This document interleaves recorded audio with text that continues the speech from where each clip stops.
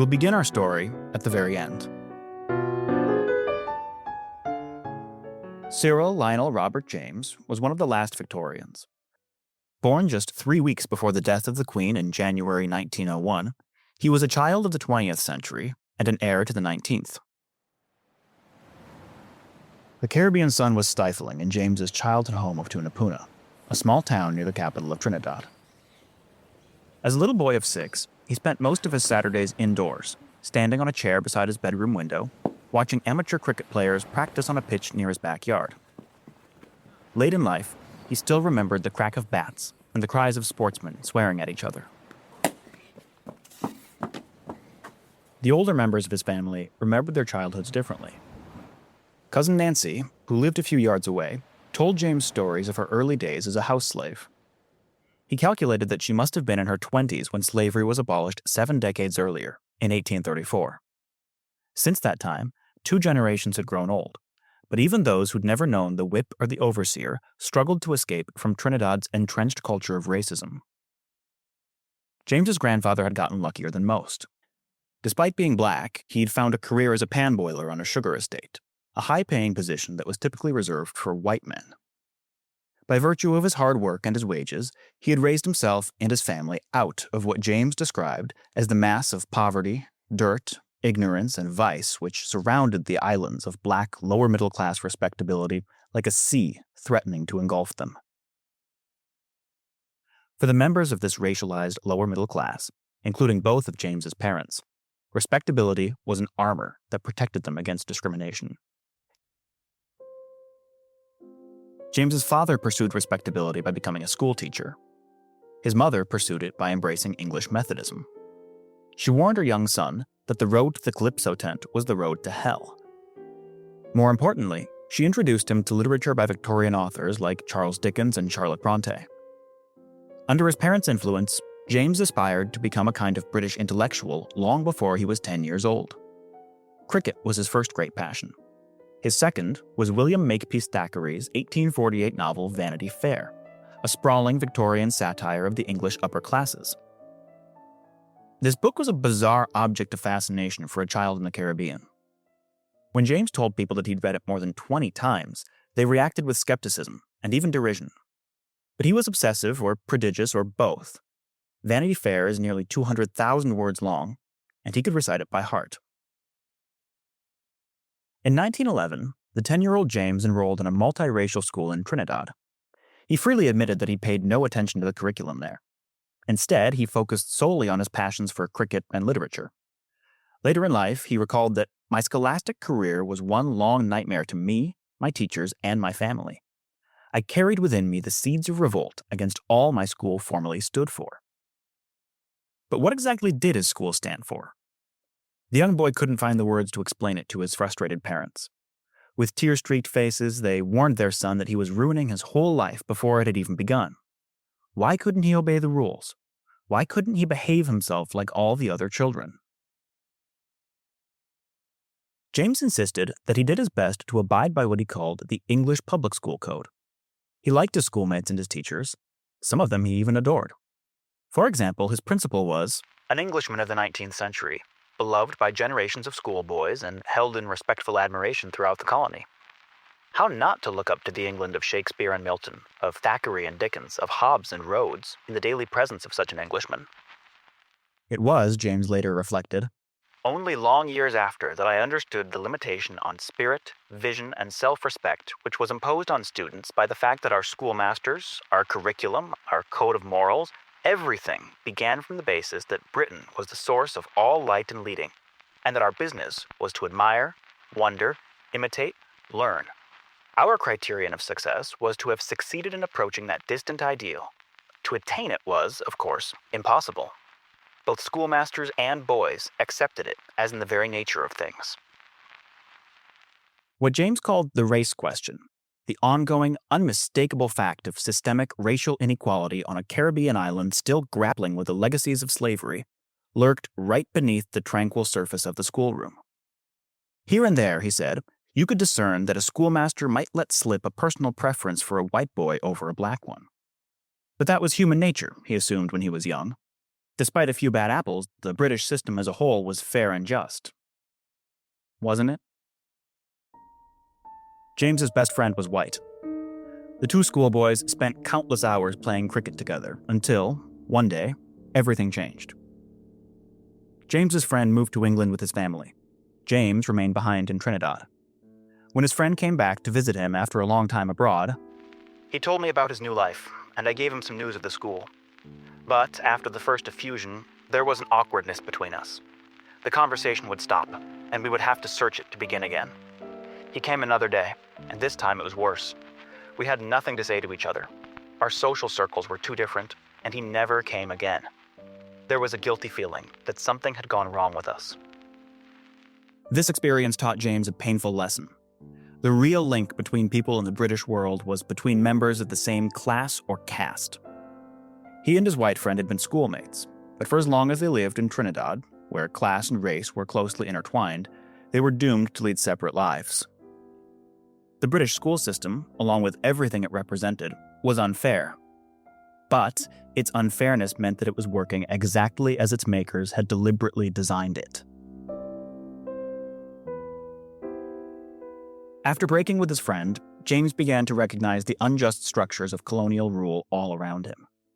When reading elementary English history books, he became resentful of the fact that the English always won most of the battles, and he read every new history book he could find, searching out and noting the battles they lost. The books he read and the cricket rules he loved preached the value of manners, sportsmanship, and fair play. Even as James began to doubt that British people took these lofty ideals seriously in real life, he forced himself to follow them as best he could.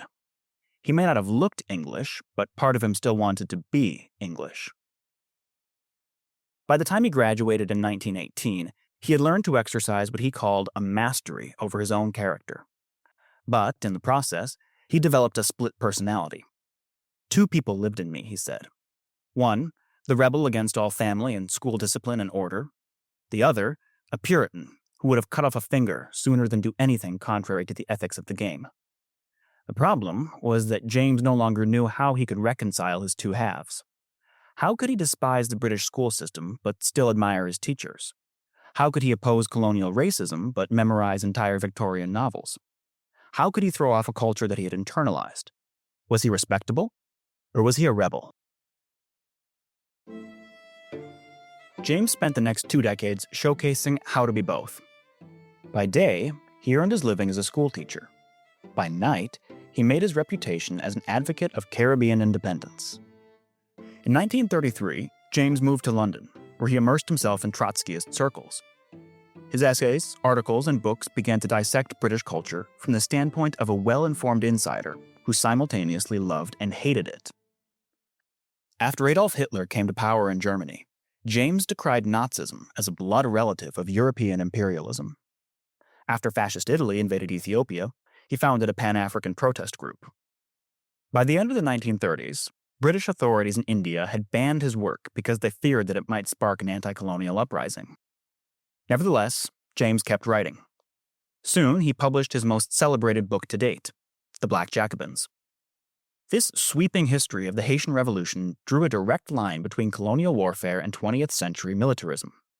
According to its incendiary preface, the booming of Francisco Franco's heavy artillery, the rattle of Joseph Stalin's firing squads, and the fierce, shrill turmoil of the revolutionary movement could trace their ancestry to the colonial Caribbean. Colonies, James argued, were not an insignificant or peripheral part of European culture. Quite the opposite. They were the birthplace of the modern world.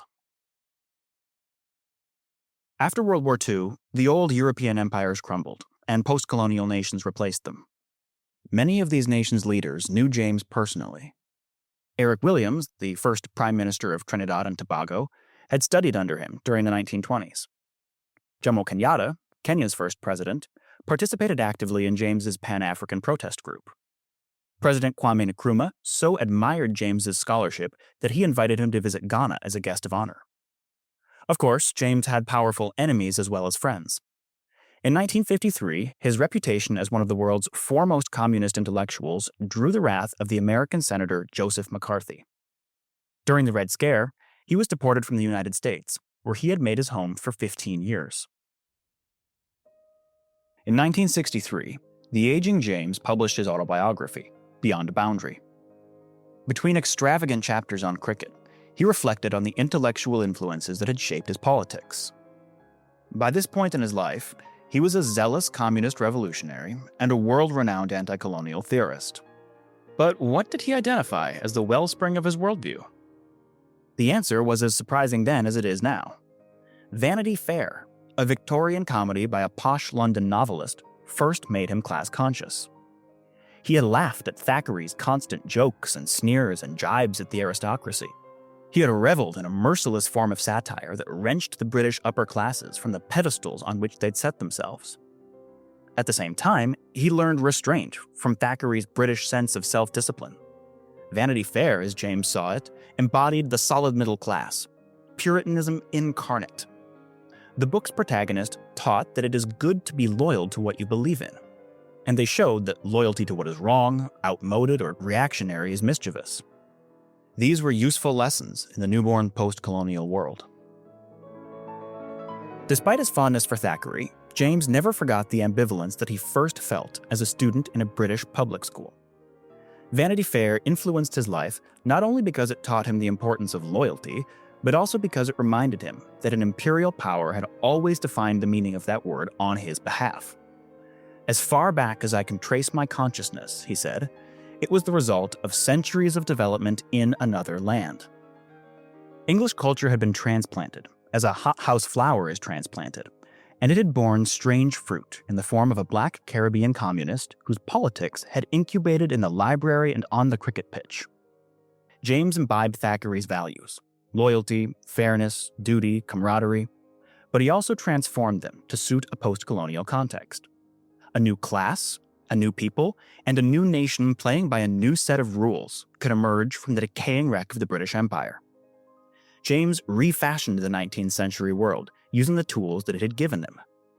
He, and the other members of his generation, were simultaneously the antithesis and the fulfillment of the past, the last Victorians and the architects of a new 20th century.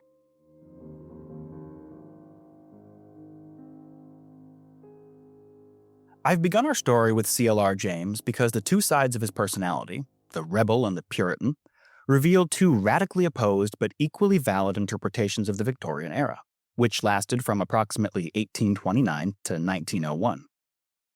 Even before Queen Victoria officially assumed the British throne in 1837, people were debating what the 19th century would represent. Would it go down in history as a dismal period whose people sold their hearts and minds to profit-hungry businessmen? Or would it be remembered as a golden age defined by progress and reform? This podcast series will attempt to find an answer. In today's inaugural episode, I'll argue that the Victorians inhabited a post-industrial, post-revolutionary, and post-romantic culture. Each of the episode's following 3 chapters will situate one of these qualities in context by exploring the life of a different Victorian writer. In Chapter 1, we'll meet Thomas Carlyle, a firebrand pessimist who perceived the Industrial Revolution as a monstrous assault on the human soul. Chapter 2 introduces John Stuart Mill, a pompous young civil servant whose passion for political reform disguised his paranoia about democratic revolution. In Chapter 3, we'll look at John Ruskin, an art historian who buried British Romanticism and proclaimed that a new, gritty, urban culture had replaced it. Over the course of these chapters, I'll outline some essential background information about Britain and the British Empire as they looked during the tumultuous decades before 1829, when the podcast's narrative officially begins. By the end of the episode, we'll be ready for the rest of our series, whose goals I'll discuss in the concluding segment. This episode will cover a broader swath of time at a faster pace than usual. I've tried my best to keep the narrative as straightforward as possible by omitting unnecessary names and dates. But if you ever start to feel lost, I recommend focusing on the characters I introduce at the beginning of each chapter. Their job is to put a human face on big picture themes and ideas. The podcast website, meltingintoair.net, is also packed with resources including images, artwork, reading lists, and movie recommendations. My name is Brian Reinken. Welcome to Episode 1 of Melting Into Air.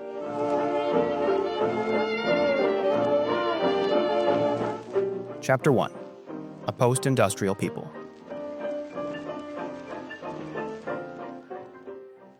It's hard to imagine that Thomas Carlyle had ever been young. Born in Scotland in 1795, just 1 year after the fall of the Jacobins brought the French Revolution's forward progress to a screeching halt, he never had the chance to be swept up in the heady and idealistic glow of a generation that thought it could remake the world. As for his parents, they never cared much for the world at all. They were more invested in the afterlife. Young Thomas and his 8 siblings grew up in a fanatically devout Presbyterian household. Their father took his faith so seriously that he forbade his children to read fiction or use their imaginations, 2 activities that he believed would lead to their damnation. All children in the 19th century were old beyond their years, but Carlyle was among the oldest of them all. At 10, he could read Latin, Greek, and French as easily as English. At 14, he walked 100 miles from his home to enroll in the University of Edinburgh, a great center of Scottish learning. His parents expected that he would become a minister. There was, in their view, no other legitimate career. At school, however, Carlyle experienced a crisis of faith. He enrolled in math and science courses, which introduced him to a new interpretation of the natural world. He also began to read the literature of the French Enlightenment. One day, he horrified his mother by asking her, "Did God Almighty come down and make wheelbarrows in a shop?" From his perspective, the answer could only be no. An all-powerful cosmic being would never condescend to live as a humble human carpenter like Jesus of Nazareth. In 1817, Carlyle refused to enroll in the theology track at Edinburgh. Later that year, he read Edward Gibbon's History of the Decline and Fall of the Roman Empire. Its arguments, he said, forced him to admit that Christianity was not true. Then came the most trying time of my life, he reflected. I should either have gone mad or made an end of myself, had I not fallen in with some very superior minds. Those minds belonged to the philosopher-poets Friedrich Schiller and Johann Wolfgang von Goethe, whose books Carlyle had read in the original German. At a time when he was racked with doubts and disenchanted with the modern world, poetry allowed him to salvage his religious faith by formulating a new system of belief that he called natural supernaturalism. Deeply romantic in origin, this system rejected rigorous theological analysis in favor of passionate connection with the created world. No matter its hardships, life was inherently miraculous, and it was the responsibility of all genuine believers to affirm it everlastingly. Carlyle had lost his faith in Christianity per se, but he had rediscovered his confidence in a higher power. I took the devil by the nose, he said, and flung him behind me. Carlyle became the first titanic intellectual of the Victorian era. Like that era, his contradictions defined him. Banned from reading fiction as a child, he developed a volcanic literary voice as an adult. He wrote incisively about modernity while pining for the past. He was cantankerous in public. In private, his friends celebrated his contagious laughter and his love of cats. Carlyle was a venomous racist who nonetheless identified the Prophet Muhammad as one of history's great heroes. His social commentaries influenced Martin Luther King Jr. on the one hand, and Joseph Goebbels on the other. We'll encounter Carlyle many times over the course of Melting into Air. For the sake of our first episode, Carlyle is significant because one of his earliest essays marks the beginning of the Victorian era as I define it. 8 years before the teenage princess Alexandrina Victoria officially assumed the British throne, Carlyle's 1829 essay, Signs of the Times, diagnosed a problem that would come to define her entire reign. This age of ours, he fumed, is not a heroical, devotional, philosophical, or moral age, but above all others, the mechanical age. The Victorians were a post-industrial people, in the sense that they were some of the very first humans in history to inhabit a culture defined by mass production and industrial technology. New inventions like the spinning mule, the steam engine, and the locomotive were driving Britain's traditional artisans and handworkers out of their tiny household workshops into mechanized textile mills. In the process, ways of life that had remained unchanged for centuries were being erased in just a generation or two. Carlyle acknowledged that some Britons were now much better fed, clothed, and lodged than they had been before. At the same time, however, he perceived that industrialization had increased the distance between the rich and the poor. Rather than working in harmony with nature, humans had declared war against it. There is no end to machinery, he lamented. According to the historian Eric Hobsbawm, the Industrial Revolution was the most important event in world history since the invention of agriculture and cities. Before it began, most people could reasonably expect to live lives like those of their parents and grandparents. After its onset, revolutionary change became the norm forever. Scholars have spent decades debating the origins of industrialization and the speed at which it spread. Despite widespread disagreement, a few things are indisputable. For one thing, 18th century Britain's population increased rapidly. As the countryside grew crowded, wave after wave of rural migrants flooded towns and cities in search of better livelihoods. Many of these migrants ended up in cotton textile mills, where new production technologies were supplanting traditional artisanal handiwork. Spinning, bleaching, dyeing, printing, washing, and drying could now be done mechanically, which meant that fabric could be mass-produced. In fact, cotton textiles were so crucial to 19th century industrialization that in many European languages, the word for factory is closely related to the word for fabric. Approximately 1/2 of early Victorian Britain's exports were cotton products. So when you think of industrialization, don't imagine Charlie Chaplin tightening bolts on a conveyor belt. Imagine women spinning cotton fabric in a textile mill. As the textile industry boomed, the foundries of the British iron industry transformed. 2 decades of war against revolutionary France had left charcoal, a vital source of fuel, in short supply. Britain's abundant coal deposits offered a ready substitute. Between 1816 and 1830, the country's annual coal consumption nearly doubled. This rapid growth literally powered Britain's iron industry. Steam-driven trains on iron rails began to carry goods across the countryside. In 1815, steamships first appeared upon the River Thames. All the while, income per capita climbed. Whereas power sources like wind, water, and muscle have clear upper limits, you can't force a river to flow faster, fossil fuels like coal removed this limit and substantially increased the energy available in an economy.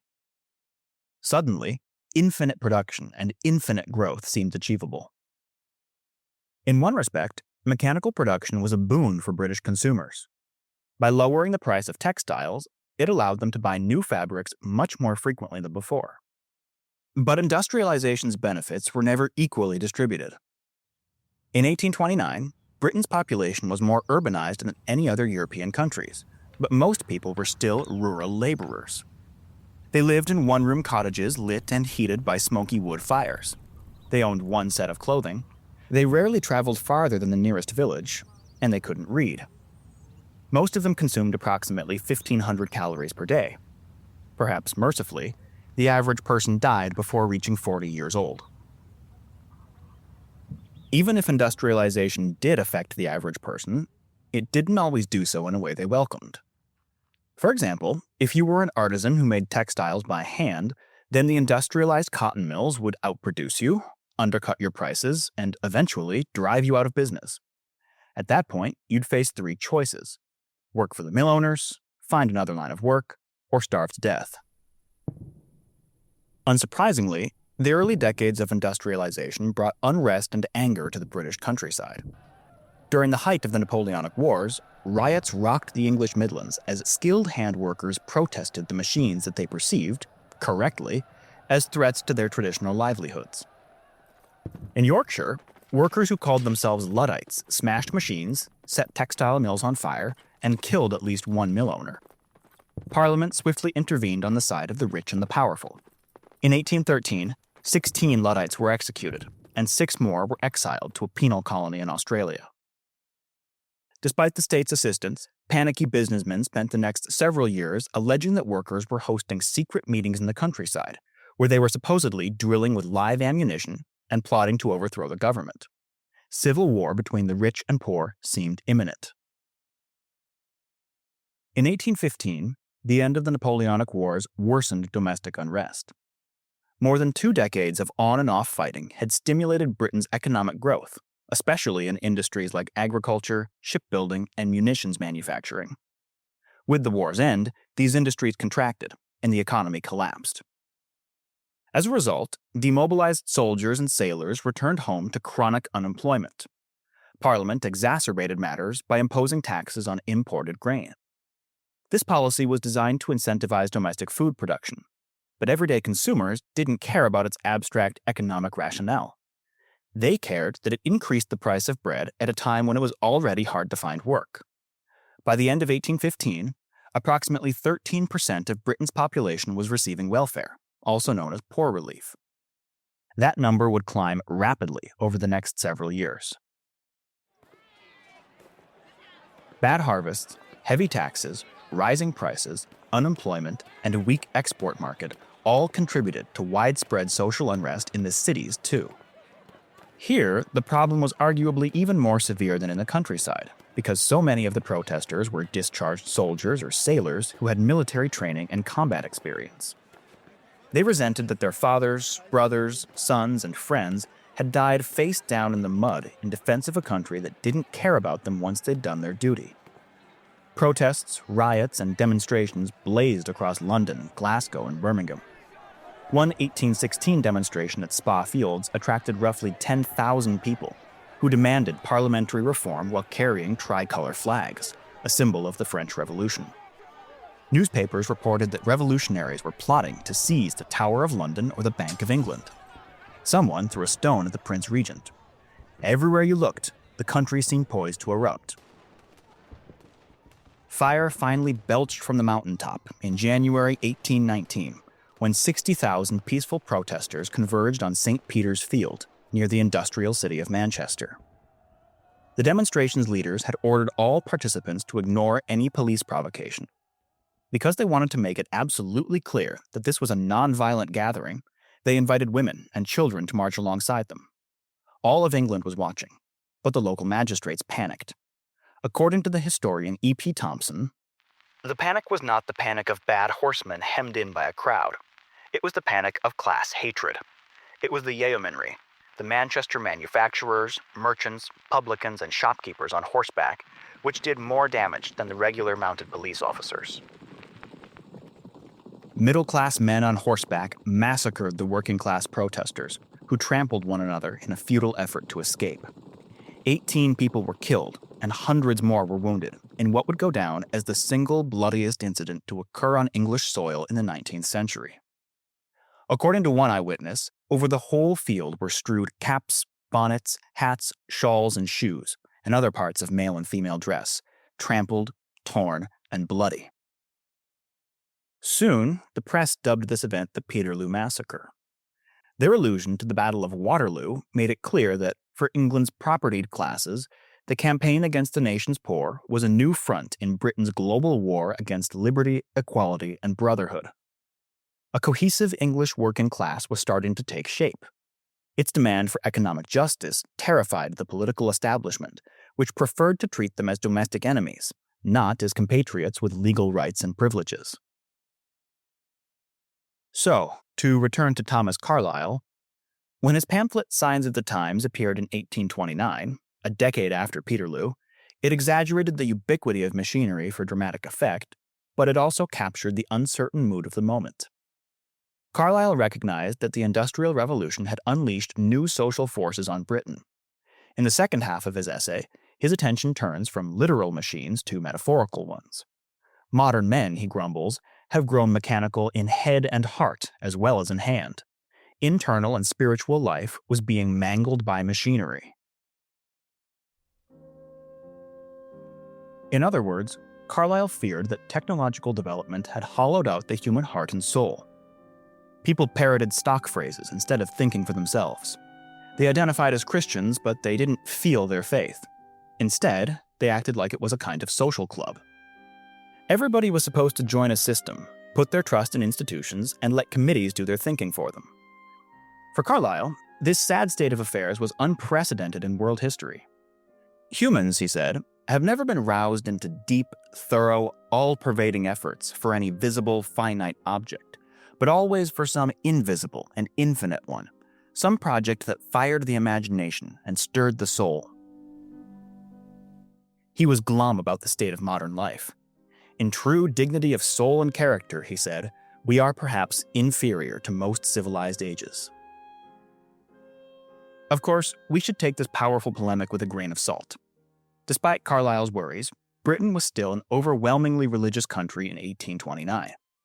Almost 99% of people living in England, Scotland, and Wales identified with some denomination of Protestantism, and almost all the other 1% were Roman Catholics. Regardless of denomination, most Victorians would have assumed, with good reason, that everyone around them shared a common cultural vocabulary. Jesus Christ was Lord and Savior, heaven and hell were real places, and people fell into sin through temptation. Christians socialized with one another through their churches. They supported the needy through charity. They were married and buried alongside fellow worshippers. If they were literate, then the Bible was probably the first book that they read. Even if they couldn't read, they could quote scripture by heart. If there's any truth to Carlyle's critique of modern faith, it lies in the fact that the official religious institutions which had steered Britain through the 18th century were beginning to creak and groan from old age. The Church of England, which was the original branch of the Anglican Church, also known as the Episcopalian Church, was the official, established religious body of the British government. Its head was the king or queen, it was the largest landowner in the kingdom, and its clergy received support in the form of obligatory tithes from taxpayers. Only members of the Church of England were allowed to attend Oxford or graduate from Cambridge. Prospective members of Parliament were required to take communion in an Anglican church before they could assume their seats. All in all, the Church of England was a centralized, hierarchical institution closely allied to the powerful landholding aristocracy. By virtue of its hierarchy, its wealth, and its traditionalism, the established church often alienated ordinary British men and women. This was especially true outside of England, on the so-called Celtic fringe of Wales, Scotland, and Ireland. These regions didn't identify strongly with a religious institution that prioritized Englishness. Here, and in certain parts of England, people called dissenters or nonconformists identified as Protestants, but refused to join the Church of England or align themselves with the Anglican political establishment. I don't want to spend much time today on the specific theological distinctions among Britain's various Protestant dissenters. You've probably heard of groups like the Quakers, Methodists, and Unitarians. For now, it's enough for you to recognize the Presbyterians. If you're American, like I am, then you might know these people better as the Puritans. Presbyterians, including Carlyle's parents, stood apart from other Protestant groups because they believed strongly in predestination, a doctrine which holds that every human being's fate has been determined since before the start of time. In its most radical form, predestination seems to imply that human actions have no moral value. Therefore, Presbyterianism's 19th century critics, including Thomas Carlyle, who resented his parents' cold, callous demeanor, sometimes alleged that predestination called God's goodness into question.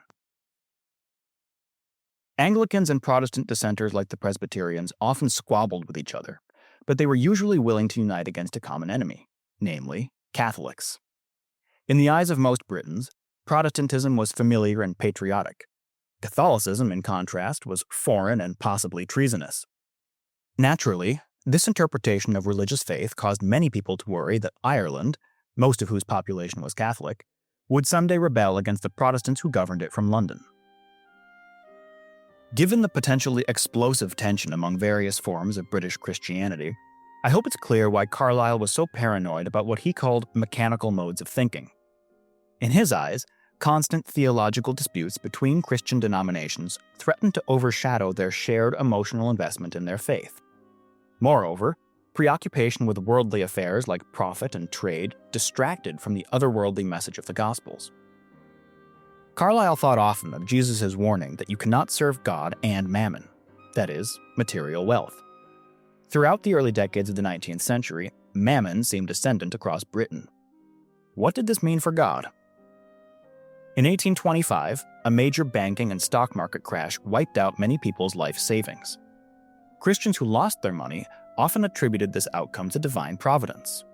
But what had God really intended to do? Did he want to punish them for their greedy pursuit of riches? Or did he want to bless them by removing the source of their worldly temptations? In the early decades of the Industrial Revolution, the invisible hand of providence could be as inscrutable as the invisible hand of the market.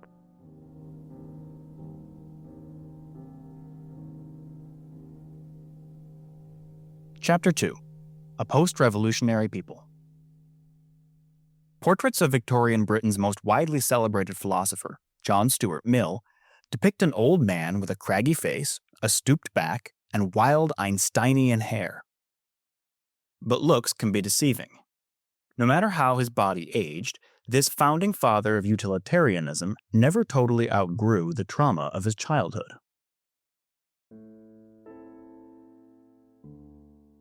Born in 1806, a decade after Thomas Carlyle, the young John Stuart had the misfortune to be the son of a towering Scottish economist. James Mill was not an abusive father per se, but he was a cold and calculating man who tried to mold his son into an artificial child prodigy. The young John Stuart was forced to learn ancient Greek so early in life that he literally couldn't remember a time before he spoke it. He was not allowed to socialize with children other than his siblings. Instead, he had to spend his days at home, learning geometry, algebra, and economics while his father scowled and snarled. Predictably, John Stuart's memories of childhood were unhappy. In his autobiography, he reflected that, "My father demanded of me not only the utmost that I could do, but also much that I could by no possibility have done." The man had scarcely any belief in pleasure. He was ashamed of the signs of feeling. It's no surprise that John Stuart Mill remained emotionally distant from his father. "I was always too much in awe of him," he said, "to be otherwise than extremely subdued and quiet in his presence." Years of constant pressure strained Mill's mind and body. In 1826, when he was 20, he suffered a severe nervous breakdown that left him in a state of clinical depression. "The whole foundation on which my life was constructed fell down. I seemed to have nothing left to live for. Every day I awoke to a renewed consciousness of this woeful fact. I carried it with me into all companies, into all occupations. Hardly anything had the power to cause me even a few minutes' oblivion of it." Mill overcame his depression after he discovered the poetry of William Wordsworth, which taught him that an intellectual life has value only to the extent that it honors and uplifts what he called the common feelings and common destiny of human beings. The importance that Wordsworth ascribed to friendship, to sympathy, and to moments of quiet inactivity offered Mill an alternative to his father's obsessive-compulsive model of endless personal discipline. Deeply moved by what he'd read, Mill resolved to use his learning for the benefit of humankind at large. In his mid-20s, Mill met Thomas Carlyle. Despite the fact that Carlyle was 10 years older, the two men bonded over their intense, overbearing fathers, their precocious schooling, their gift for foreign languages, the spiritual crises they'd suffered, the salvation they'd attained through literature, and their commitment to social reform. For Mill, whose father had never allowed him to make friends, Carlyle became more than a companion. He was like a long-lost brother. Together, they spent long nights discussing history or plotting out how they could build a better future for the people of the world.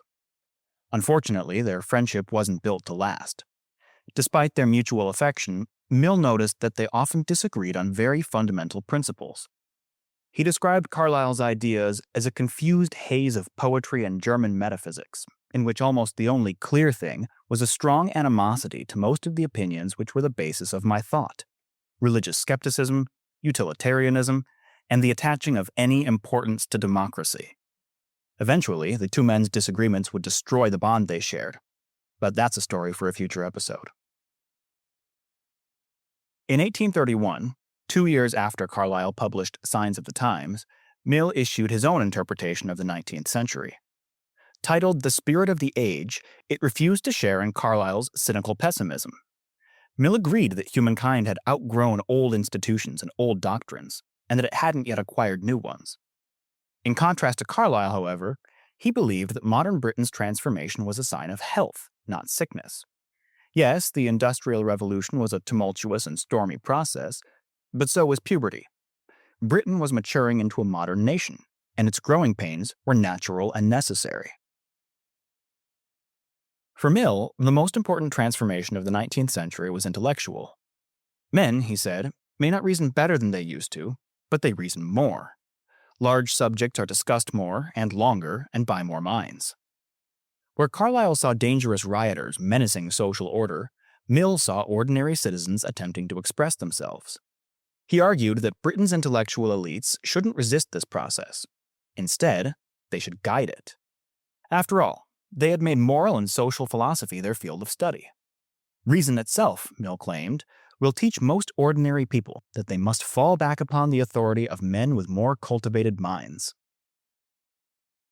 In a century when Britain's hereditary aristocracy still had a firm hand on the reins of power, this argument sounded more radical than it does today. Mill valued ability more than ancestry. Society would function best if it were governed by bright minds, not just blue blood. Despite this idealistic streak, Mill remained a moderate. Rather than allowing British voters to rush headlong into French republicanism, which would lead them to mob rule and terror, he maintained that human nature must proceed step by step from monarchy to aristocracy to rule by intellectual elites. In the distant future, ordinary people might hold office on their own behalf. For the present moment, though, they should study at the feet of intellectual men like Mill himself. It's impossible to overstate how much the experience of the French Revolution had terrified the British political establishment. France's Bourbon monarchy may have been Britain's archenemy, but it was reassuringly stable and Christian.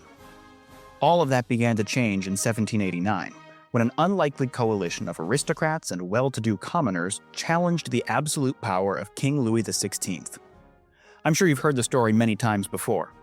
Revolutionaries formed a representative assembly and issued the Declaration of the Rights of Man and Citizen. They abolished all aristocratic privileges. Huge crowds stormed the Bastille, and they marched upon the Palace of Versailles. In 1791, revolutionaries forced Louis to accept a constitution. Initially, most British lawmakers were actually optimistic about all these changes. With its constitutional monarch and its representative assembly, France's new government looked more like Britain's than ever before. But then, in 1792, everything suddenly changed. The French aristocrats and upper classes lost control over the revolutionary forces that they had unleashed. In April, France's middle-class radicals declared war against Austria. In August, they arrested Louis and the royal family. Before long, they beheaded the king. France and Britain declared war on each other within a month of Louis's death. From the British establishment's point of view, revolutionary France had become an existential threat. It was anti-Christian, anti-monarchical, and deeply committed to the poisonous doctrine of liberty, equality, and brotherhood. Wars against France lasted for more than 20 years.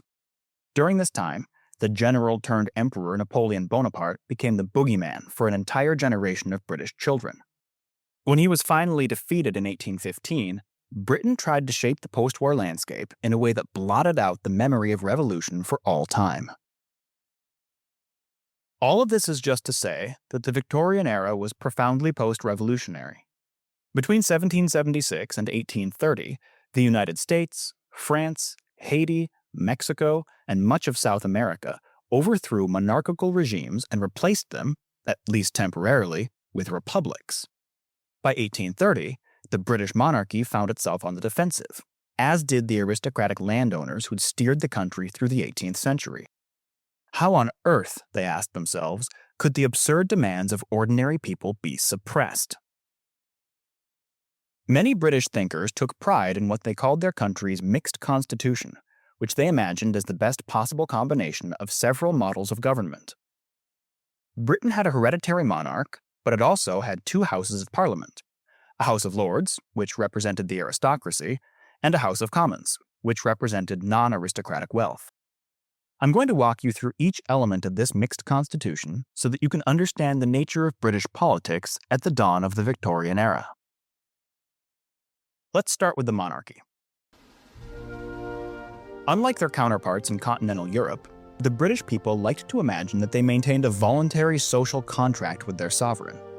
According to one influential politician, reciprocal obligations between ruler and ruled produced a rational and manly freedom that avoided the tyranny of absolute monarchy on the one hand and the anarchy of democratic republicanism on the other.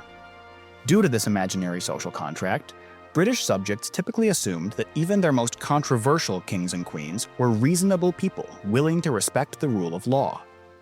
In practice, this assumption often proved to be delusional. In 1793, for example, Britain's constitutional monarch eagerly allied with absolutist czars and emperors against the newborn French Republic. After the royal family, the second pillar of the British Constitution was the House of Lords, which represented the country's aristocracy. Lords sat in Parliament for lifelong terms, and their eldest sons inherited their seats after they died. They were the richest and most powerful grandees in the country. Many of them even had more money than the monarch. Like the monarch, they made this money passively, as landlords, not as workers. Most lords owned massive tracts of farmland. Many of them also owned expensive real estate in major cities. As a political body, the House of Lords held the power to veto any non-financial bill sent up from the House of Commons. This meant that a few old, wealthy families kept a stranglehold on British politics. The House of Commons was the third and final pillar of the British Constitution. Despite its name, it didn't represent the country's ordinary people. The vast majority of Commons members came from England. Only a small minority spoke on behalf of Wales, Scotland, or Ireland. Furthermore, the members of the House of Commons often had close personal ties to members of the House of Lords. Elder sons of Britain's wealthiest families served political apprenticeships in Commons. Younger sons sometimes spent entire careers there. Almost every member of the House of Commons profited from land they owned in Britain or the Caribbean. By the early 19th century, a small but growing group of them also made fortunes by more modern means, like banking, finance, or trade. Most lawmakers in Lords and Commons belonged to either the Whig or Tory parties. At the beginning of our podcast's narrative in 1829, the Tories had ruled Britain for nearly 50 unbroken years. As a conservative faction deeply committed to stability and continuity, the Tories strongly identified with the Anglican Church and the monarchy. They strongly opposed the revolutionary French Republic, whose doctrine of equality challenged the basis of the British Constitution. During the war years, Tories repeatedly raised taxes to fund military expeditions against France. They compressed huge numbers of unwilling Englishmen into the Royal Navy. They suspended habeas corpus. They curtailed the freedoms of speech and assembly, and they violently suppressed grassroots movements for economic or political reform. The members of the Whig Party were more progressive than the Tories, but only by the standards of a very wealthy upper class. Whigs were skeptical of unchecked royal power, and they were sympathetic to dissenting Protestants like the Presbyterians. Even so, they zealously defended their money and their privilege. Whigs supported the interests of Britain's traditional rural gentry, and they were beginning to align themselves with nouveau riche industrialists too. At the start of this podcast, the Whigs haven't held meaningful power since the 1780s. Soon, however, they'll take office and enact a flurry of reforms that mark the start of the Victorian era. Together, Whigs and Tories both comprised a small, class-conscious oligarchy. Although they theoretically belonged to different parties, these parties were more like dinner clubs than coherent ideological institutions. Which one you sided with depended more on the friends you kept and the favors you owed than on your attitude toward any given issue. That's not to say that no ideological divisions existed in British politics, but because only 3% of Britain's adult population had the right to vote, neither party felt the need to represent the country's ordinary people. Despite patriotic propaganda about British liberty, the country was the property of kings and plutocrats. So much for domestic politics. What about the sprawling reaches of the British Empire? Before we take a whirlwind tour of the world as it looked in the late 1820s, we need to understand that Britain never pursued any grand, overarching strategy to build an empire or even to maintain one. Although some statesmen were fanatical imperialists, the slow speed of communications made it impossible for Parliament to micromanage overseas affairs. As a result, British officials living in the colonies enjoyed a very substantial degree of autonomy from the mother country. They acted as the need arose, rather than waiting for orders that could be outdated and irrelevant by the time they actually arrived on scene.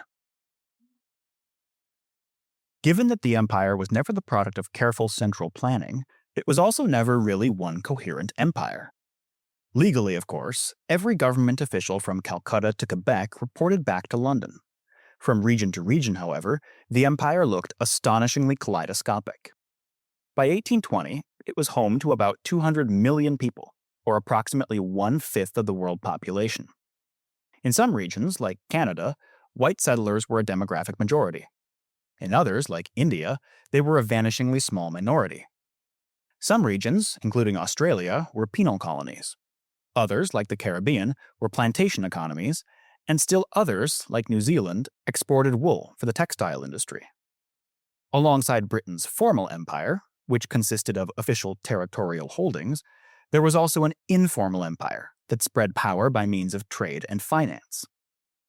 The British imperial machinery was vast, complex, and often at odds with itself. If you asked a Victorian how they felt about their empire, they would probably ask you, "Which part do you mean?" One thing, at least, was obvious to everyone. India was the empire's crown jewel. At its apex in the early 20th century, British India encompassed most of modern-day South Asia. At the time our story starts, in 1829, however, Britain only controlled the Ganges Delta, the Indian subcontinent's eastern seaboard, and its southern tip. Technically, it wasn't even Britain that controlled these regions. They were actually governed by the British East India Company, which was the largest private corporation in the world. The company oversaw a vast international trade in consumer goods like cotton, spices, opium, tea, and silk. Its profits financed a huge private army, as well as a fleet, civil service, tax collectors, law courts, and railway lines. Although the company was basically a fully functional state, it remained subject to oversight and regulation by the British government. From a British perspective, governing India through the proxy of so-called company rule was safer and cheaper than attempting to exert direct control. After all, South Asia was a hard place to manage. It was home to hundreds of languages, dozens of religions, several major climate zones, and a population far more numerous than that of every single European country put together. Across the world from India were Britain's North American colonies. After the American Revolution, around 60,000 British loyalists, who had never wanted independence from the mother country, migrated northward to the Canadian colonies of Quebec, Nova Scotia, and Prince Edward Island. Canada's long, cold winters had always kept these regions' population relatively low.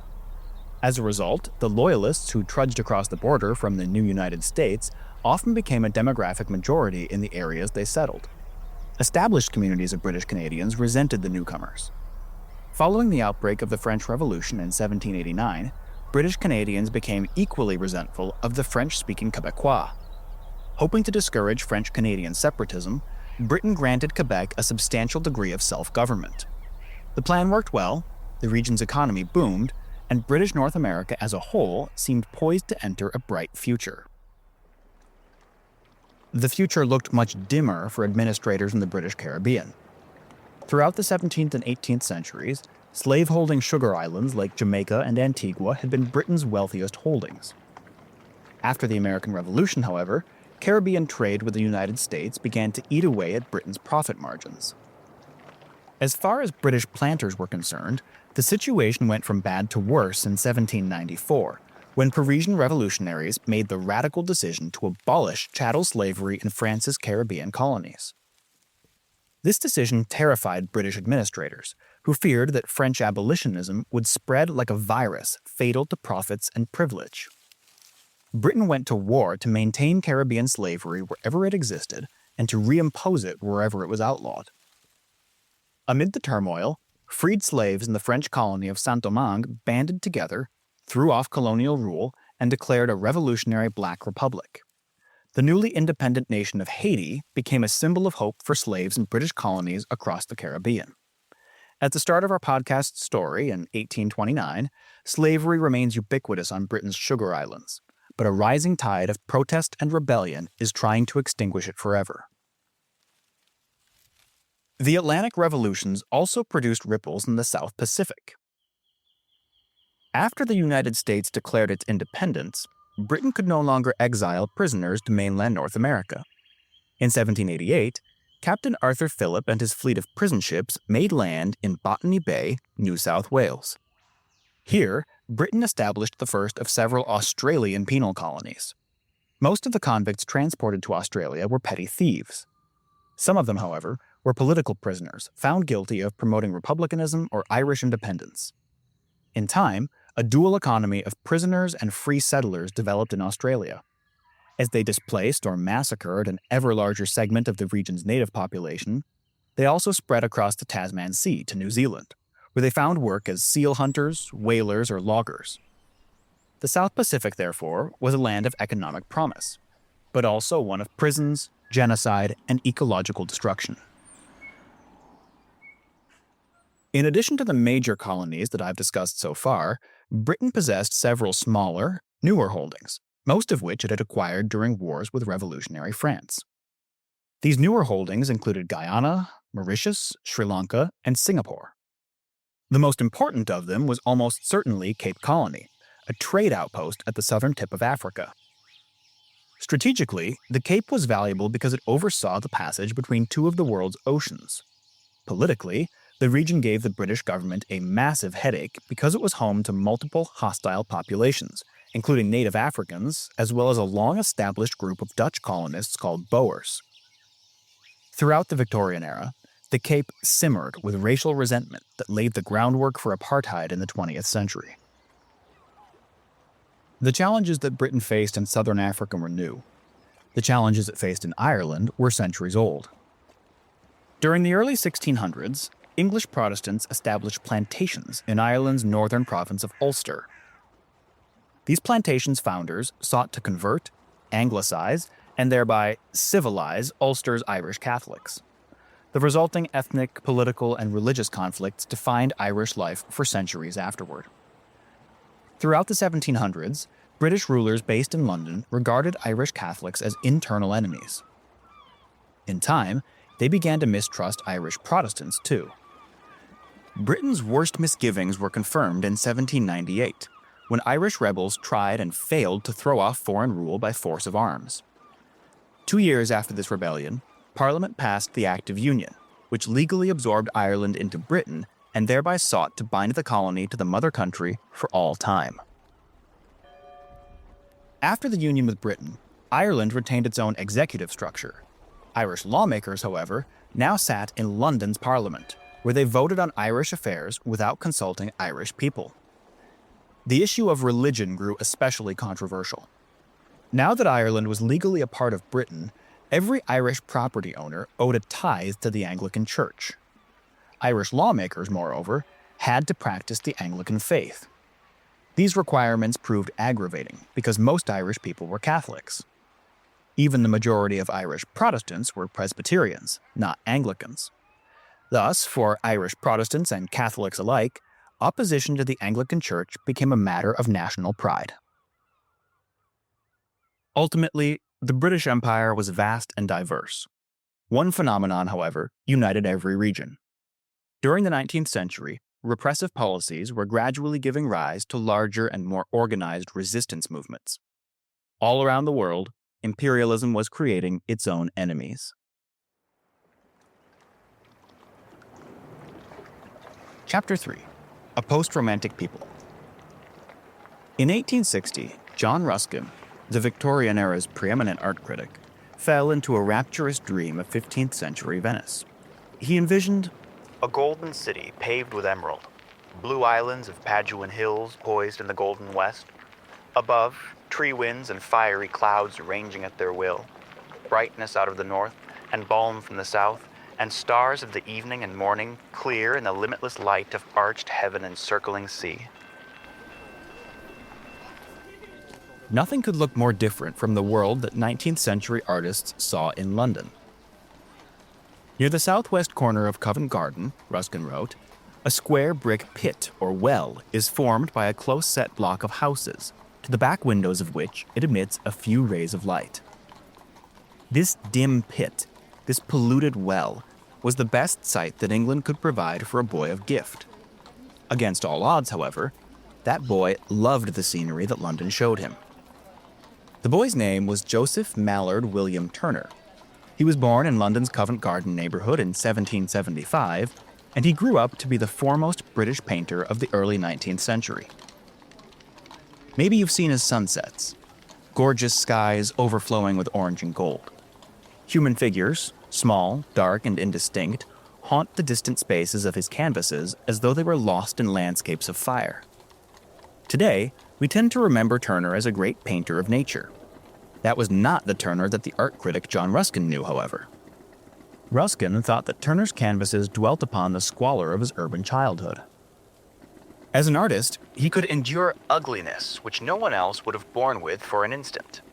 Turner devoted picture after picture to dinginess, smoke, soot, dust, and dusty texture, old sides of boats, weedy roadside vegetation, dunghills, straw yards, and all the soilings and stains of every common labor. He could not only endure, but enjoyed and looked for litter. In Ruskin's eyes, the age of chivalry was dead, and there would never be another shining paradise like Venice. The bejeweled pageantry of knights and ladies had been lost to time. With it had disappeared the crystal seas, the snowy peaks of mountain ranges, and the smell of healthy air that had inspired artists in the past. Turner and his generation now inhabited a modern world of rust and rubbish, of sewage flooding crowded streets, of smokestacks, and of squalor. Nonetheless, the art of painting persevered. According to Ruskin, Turner's unglamorous upbringing gave him an unprecedented regard for the poor. The 19th century painter's mind did not become vulgar, but it was very tolerant of vulgarity, even fond of it in some forms. It was as if a cable had been woven of blood-crimson silk and then tarred on the outside. People handled it, and the tar came off on their hands. Red gleams were seen through the black, underneath, at the places where it had been strained. Turner, Ruskin argued, possessed heart-sight deep as eyesight. His paintings proved, beyond all doubt, that modern artists could be brilliant, even though they lived within a filthy, fallen world. Ruskin believed that the Victorians were a post-Romantic people. But what exactly was Romanticism? Roughly speaking, the Romantic movement flourished from 1780 to 1848. It arose as a reaction against the Enlightenment's obsession with reason. As the Romantics saw things, reason didn't always make the world a better place. To the contrary, it often drained human life of wonder, spontaneity, and passion. Romanticism was a pan-European movement that took different forms from country to country. In Switzerland, Jean-Jacques Rousseau questioned the value of civilization by declaring that man is born free, and everywhere he is in chains. Spurning what he perceived as the hollow and inauthentic character of Enlightenment culture, Rousseau idealized the innate nobility of so-called savage man. He insisted that human beings were the happiest when they owned no property and had no organized relations with each other. Disenchanted with the modern world, Romantics longed to return to nature. In Germany, the most influential piece of Romantic writing was Johann Wolfgang von Goethe's intensely psychological novel, The Sorrows of Young Werther, which explores an emotionally disturbed young artist's unrequited love for a simple peasant girl. At the novel's climax, the despairing Werther takes his own life with a pistol.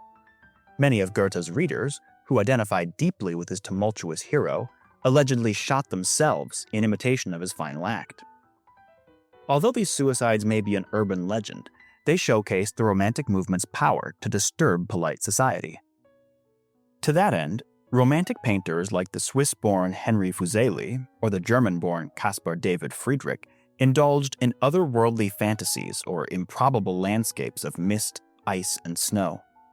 Fuseli's darkly erotic image called The Nightmare is probably the most famous painting of the Romantic era. Exhibited in London in 1782, it shows a blonde woman splayed across a bed. Her hair is loose, her feet are bare, and a monstrous incubus is crouching on her chest and staring provocatively at the painting's viewer. Fuseli's painting was the opening salvo of British Romanticism, which quickly produced some of the most celebrated poetry in the history of English literature. In 1798, William Wordsworth and Samuel Taylor Coleridge published Lyrical Ballads, a collection of poems that became a manifesto for a new generation of writers. Poetry, Wordsworth argued in the book's second edition, is the spontaneous overflow of powerful feelings. It takes its origin from emotion recollected in tranquility. He and Coleridge put this theory into practice in works like The Rime of the Ancient Mariner and lines written a few miles above Tintern Abbey. These poems broke sharply with the stuffy, stylized works that had been popular among preceding generations. Listen, for example, to this excerpt from Wordsworth's lyrical ballad, We Are Seven. I met a little cottage girl. She was 8 years old, she said. Her hair was thick with many a curl that clustered round her head. She had a rustic woodland air, and she was wildly clad. Her eyes were fair, and very fair. Her beauty made me glad. Sisters and brothers, little maid, how many may you be? How many? 7 in all, she said, and wondering looked at me. 2 of us in the churchyard lie, my sister and my brother, and in the churchyard cottage I dwell near them with my mother. How many are you then, said I, if they 2 are in heaven? The little maiden did reply, O master, we are 7. But they are dead, those 2 are dead, their spirits are in heaven. 'Twas throwing words away, for still the little maid would have her will, and said, Nay, we are 7. In this poem, and in others from lyrical ballads, Wordsworth imitated the simple language and earnest passions of ordinary people. The piece also draws on Rousseau's fascination with the innocence of natural life and on Fuseli's eerie, supernatural speculations. The little girl in the poem believes that her dead siblings are still present in the world. She doesn't understand the barrier between life and the afterlife. Or else, Wordsworth suggests, she's wise enough not to believe in it. Lyrical ballads propelled Wordsworth and Coleridge to superstardom. When I first visited the British Library in London, I saw draft copies of their early poems on display alongside the handwritten sheet music of a young John Lennon and Paul McCartney.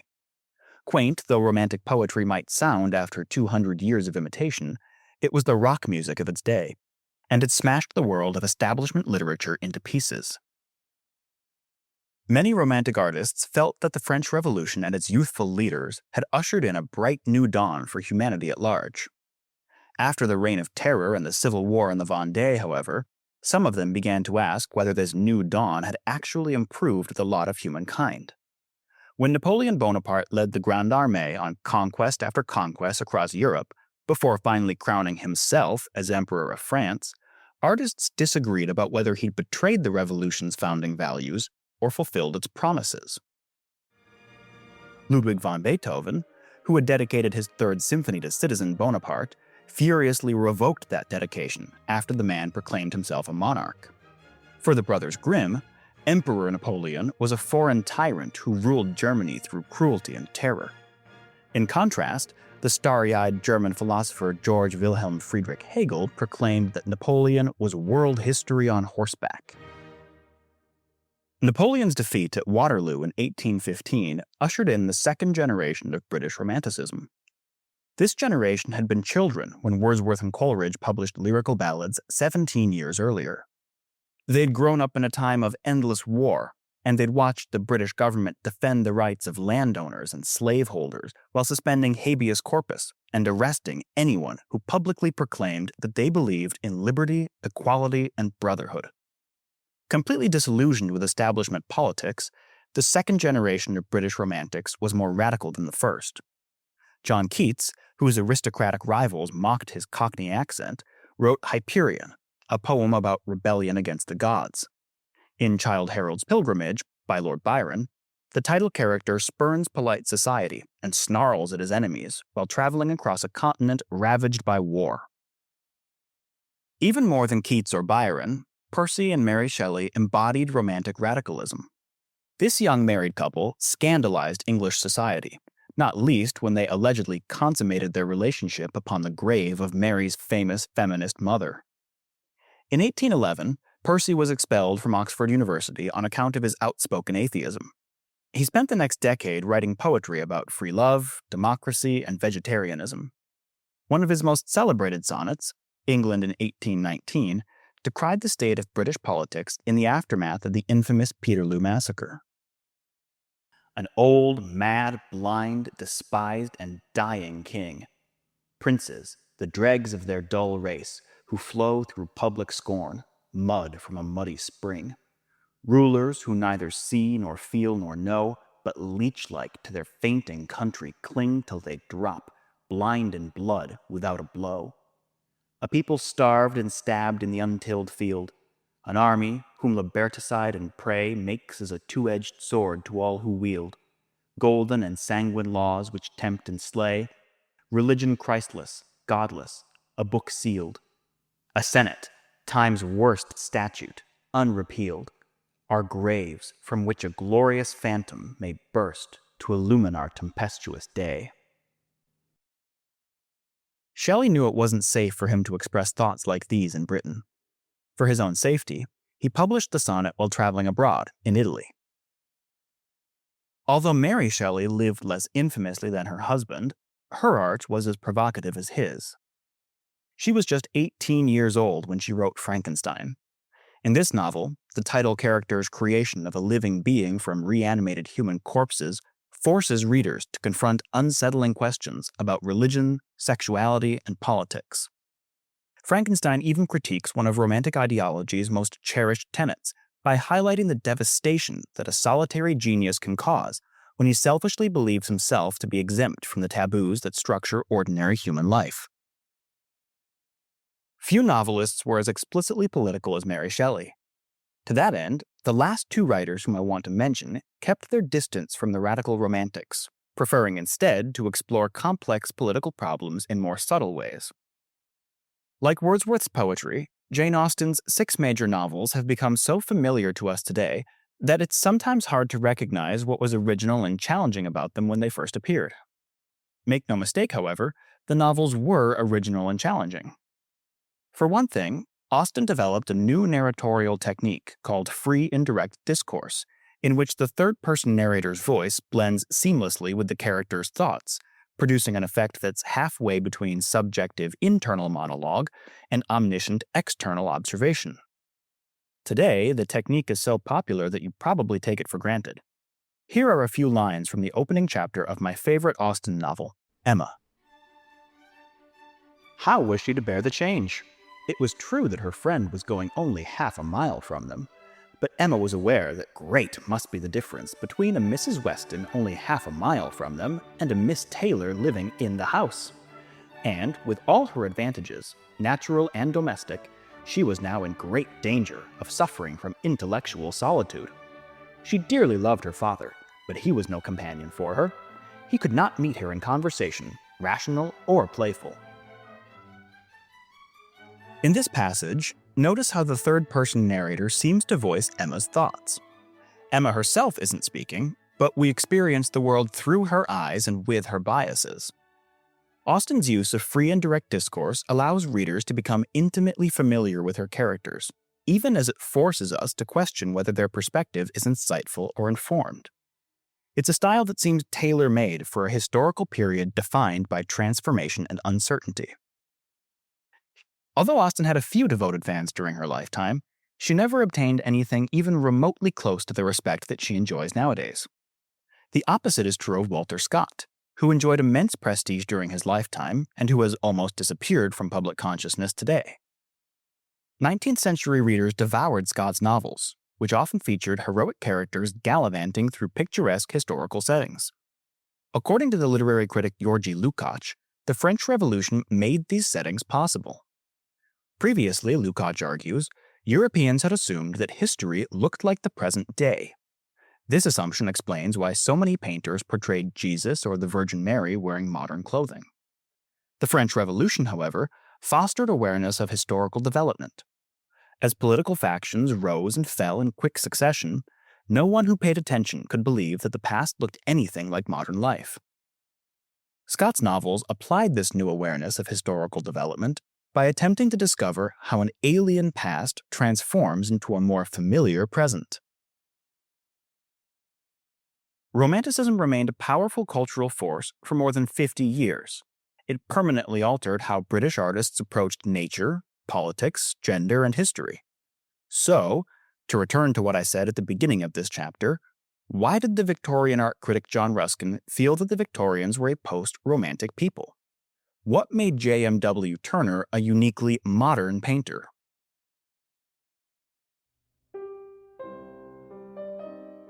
To start with the obvious, Romantic artists died too soon or lived too long.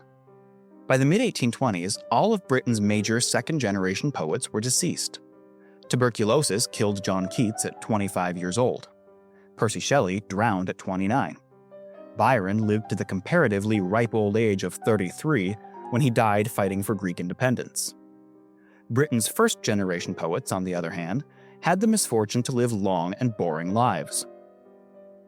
Coleridge died of congestive heart failure at 61. Wordsworth was 80 when he died of pleurisy. As these men aged, they lost their youthful spark. They denounced the French Revolution and embraced the British status quo. Like aging rock stars, they even spent their final decades tinkering with old hits or churning out uninteresting new work. Younger artists ceased to idolize them and began to feel they were artistically embarrassing, or worse yet, politically shameful. The Romantic era's novelists didn't fare better. After Percy Shelley died in 1822, Mary gradually faded from the public's eye. She continued to write novels, but she never replicated the success of Frankenstein, and she dedicated most of her attention to compiling, editing, and publishing her late husband's poems. Jane Austen died at 41 in 1817, probably of Addison's disease. The financial crash of 1825 bankrupted Walter Scott, forcing him to publish uninspired potboilers to stay afloat. Even before the crash, his best days as an artist were behind him. By 1829, British Romanticism lacked any talented leaders. It wasn't entirely dead. Thomas Carlyle, for instance, still believed in it, but its days were clearly numbered. To some degree, the cultural values of Romanticism were fundamentally at odds with its long-term survival. The more popular it grew, the less authentic it appeared. Think of what happened to the counterculture of the 1960s. We still have hippies in the 21st century, but no reasonable person would call meditation, free love, marijuana, or flower power threats to the establishment. They've become outmoded symbols of rebellion. In addition to the death of major artists, broader social factors spelled doom for British Romanticism.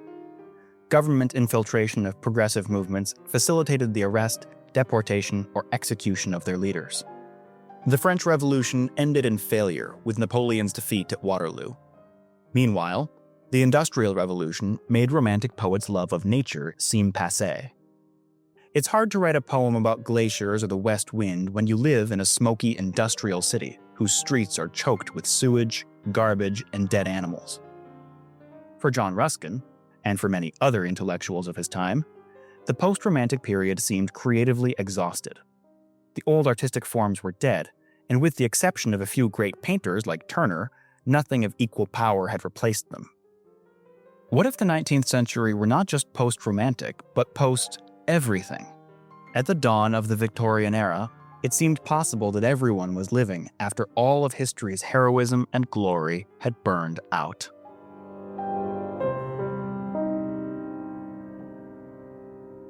Conclusion. Melting into air. In 1882, Adeline Virginia Stephen was born into a politically powerful and culturally connected London family. Her mother sat as a model for the pre-Raphaelite painters and the photographer Julia Margaret Cameron. Her father worked as an art historian and cultural critic. Her grandfather had spearheaded the campaign to abolish slavery in the British Empire. Adeline Stephen, then, was a child of the 19th century. It molded her early life and shaped her perception of the 20th century world. This is not how we typically remember the woman better known today as Virginia Woolf. In 1928, Woolf published her novel Orlando, a witty satire of English history as seen through the eyes of an immortal boy who magically transforms into an immortal woman sometime around his 100th birthday. For our purposes, the book is significant because of how it characterizes the 19th century. The novel's narrator reports that, on the stroke of the midnight hour in the year 1800, a change seemed to have come over the climate of England. The sun shone, of course, but it was so girt about with clouds, and the air was so saturated with water that its beams were discolored purples, oranges, and reds of a dull sort. Rugs appeared, beards were grown, trousers were fastened tight under the instep. Furniture was muffled, walls and tables were covered, nothing was left bare. Damp now began to make its way into every house. Men felt the chill in their hearts, the damp in their minds. The sexes drew further and further apart. no open conversation was tolerated. Evasions and concealments were sedulously practiced on both sides. And just as the ivy and the evergreen rioted in the damp earth outside, so did the same fertility show itself within. The life of the average woman was a succession of childbirths. She married at 19 and had 15 or 18 children by the time she was 30, for twins abounded. Thus, the British Empire came into existence. And thus, for there is no stopping damp, it gets into the inkpot as it gets into the woodwork. Sentences swelled, adjectives multiplied, lyrics became epics, and little trifles that had been essays a column long were now encyclopedias in 10 or 20 volumes. In this passage from Orlando, Woolf presents the 19th century in nothing short of apocalyptic terms. A storm cloud rolls across the landscape, blotting out the sun. Mist and fog creep into every corner. The Victorian era resembles a padded room. Rugs and slipcovers shroud every surface. Women wrap themselves in lace and crinoline. Men hide behind beards, hats, and good manners. Literature fills up with fluff, ivy enwraps houses. The 19th century is defined by suppression, mummification, and paralysis. It's unmistakably sickly. And yet, like C.L.R. James, who detested the 19th century's racism and classism even as he obsessed over cricket and Vanity Fair, Woolf was profoundly ambivalent about what the Victorian era represented. The Orlando excerpt that I've read satirizes the 19th century's bloated materialism, Puritan repression, and oppressive gender norms, but it's rhetorically successful precisely because it knows its material so intimately. The discolored sunlight comes from Turner's paintings, the damp from Dickens's novels, the dinner table rules from Mrs. Beeton's Book of Household Management. If Woolf critiques the 19th century, she does so as an insider. It's like critiquing a close family member whom we could never genuinely bring ourselves to hate despite their many flaws. Woolf recognizes that the Victorian era is a part of her. This, I think, explains the passage's emphasis on damp, which penetrates human bodies, or on fabric, which squeezes them tightly. The 19th century is something that Woolf lives and feels. At times, it's something that she loves very deeply. In her essay A Room of One's Own, which she published just 3 years prior to Orlando, she forthrightly expresses nostalgia for a bygone time and way of life.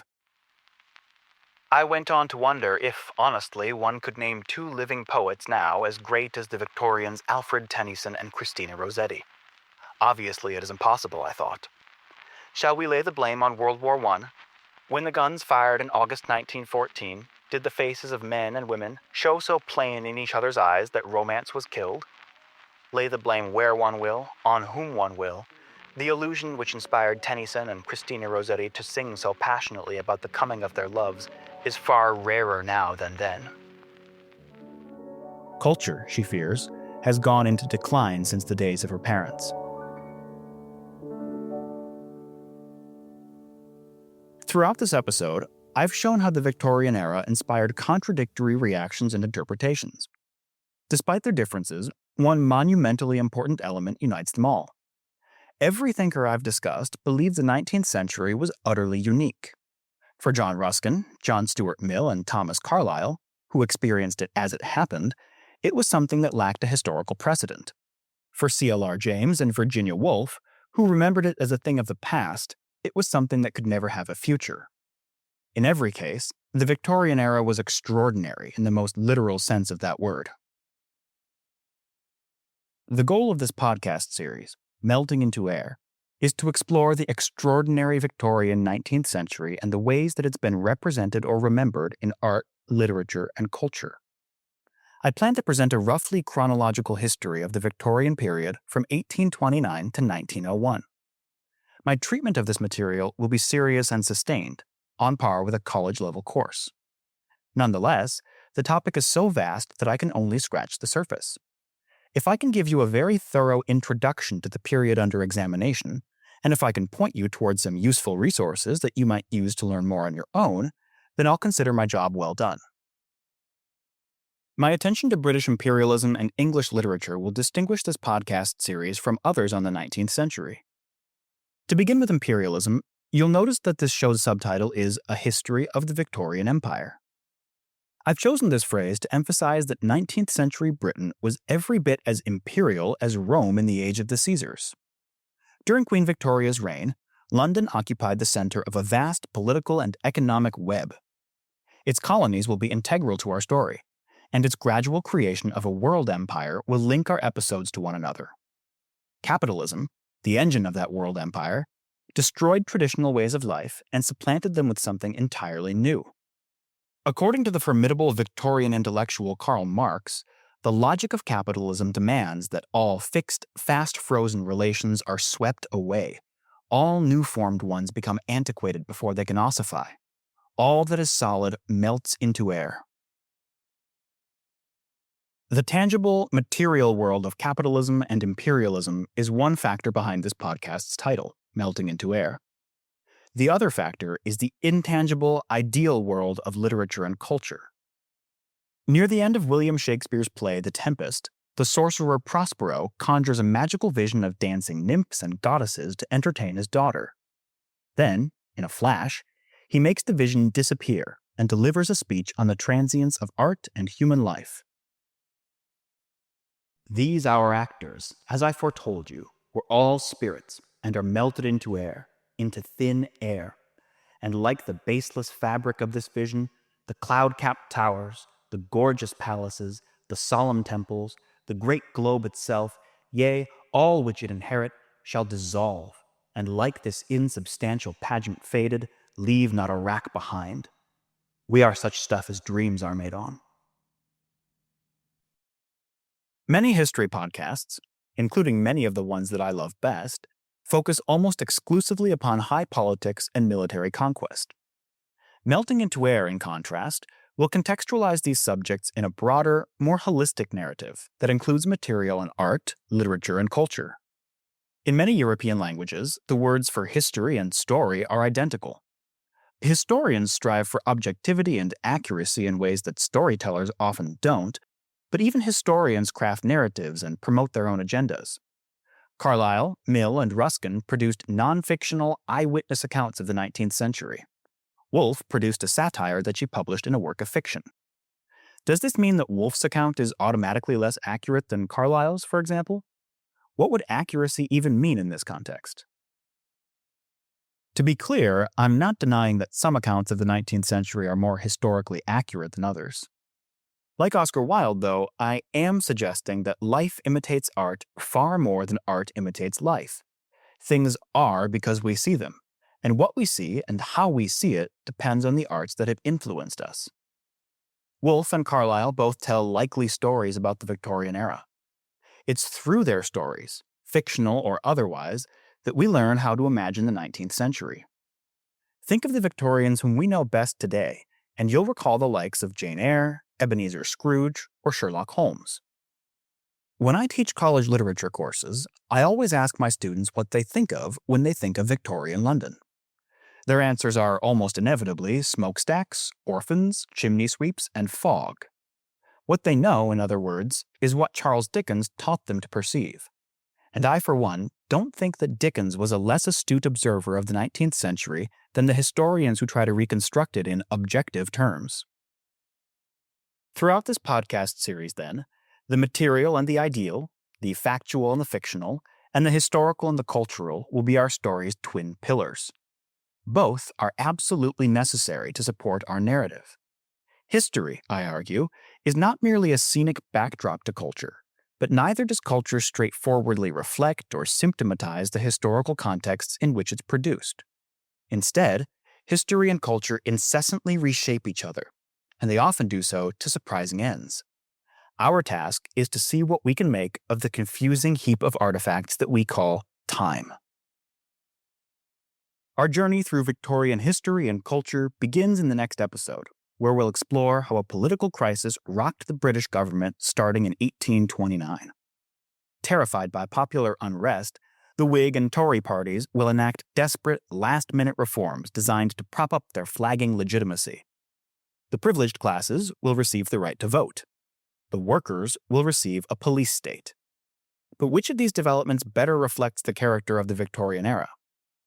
As we debate the nature of reform during the 1830s, we'll meet Irish peasants preaching the apocalypse, families languishing inside a workhouse, the blustery, blundering Prime Minister Wellington, and a young writer by the name of Charles Dickens, who's hard at work writing his debut novel. I'm Brian Reinken. I hope you'll join me next time. Thanks for listening to Melting into Air.